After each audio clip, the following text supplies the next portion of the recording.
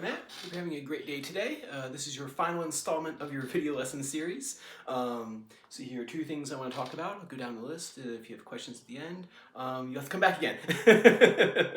So I hope you enjoyed these videos, even if you haven't had a chance to watch them. I know you've been moving and everything, and getting settled in your new town. Even though you might not have had a chance to watch these yet, hopefully down the road they're always available to you. So anytime you need something to work on, they're always up there for you to watch. So you're not going to come down or anything like that. Once our time is concluded together, our time is concluded in that 10 minutes. So I'll go down the list and hopefully everything makes sense to you. So cool. So first thing is what I've been doing basically the last month is just been trying to give you stuff that'll kind of tide you over until you're ready for the next step in your journey with guitar. And one thing that you should be working on now are E form bar chords. We talked about A minor form bar chords. It's these guys right here.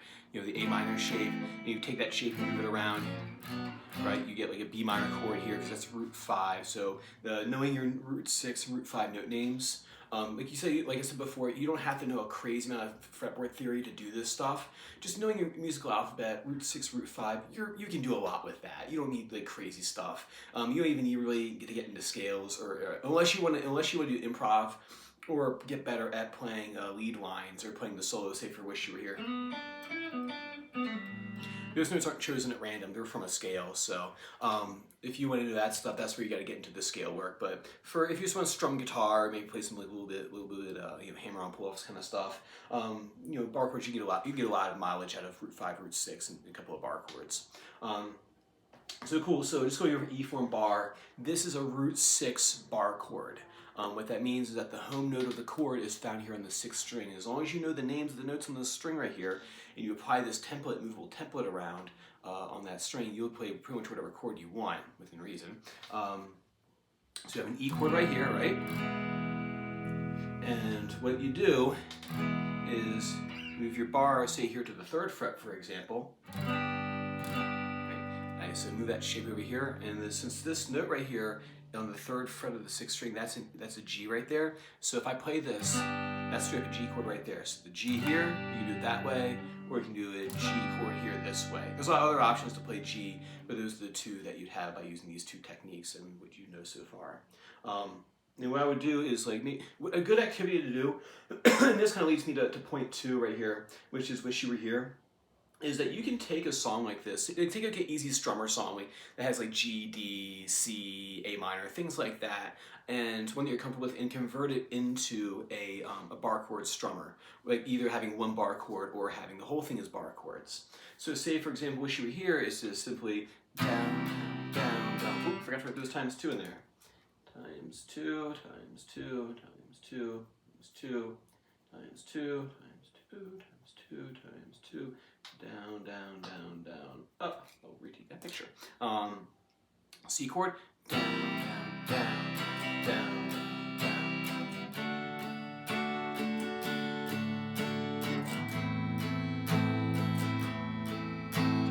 G to D/F sharp. You do that bass in there. C/E, A minor E.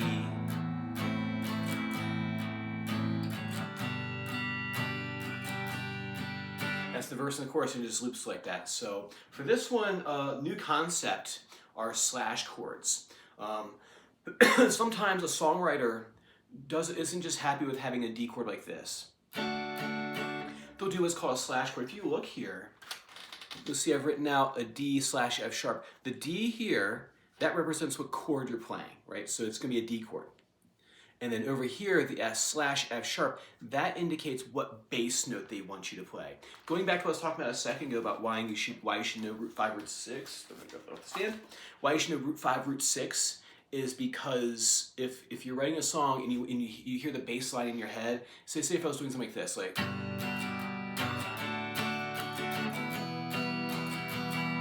the bass line did this.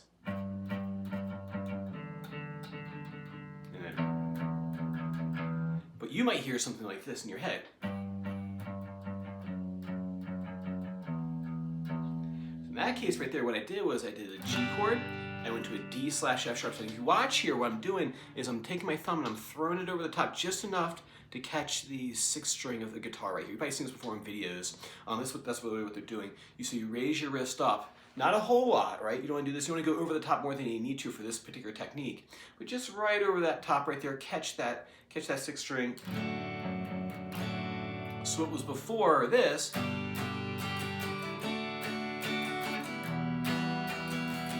Has become this.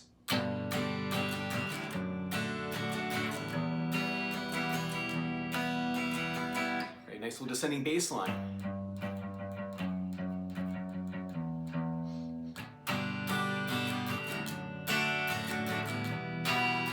Works real well when you do those bass drum kind of patterns like that Johnny Cash sort of thing.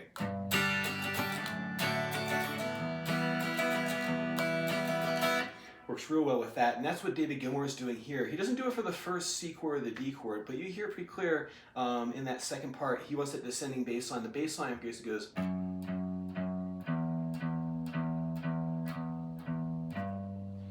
Right, so kind of like that in there. So when I play this song, I try to throw those slash chords in there.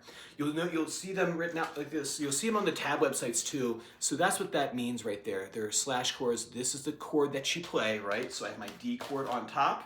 But instead of just playing 4 strings down, right, or in the C chord 5 strings down, I'll add that extra 6 E in there, and then to get that walking bass line. Cool, man. That brings us to the end right there. Really enjoyed working with you. And like I said, when you find yourself in Denver, man, give me a ring.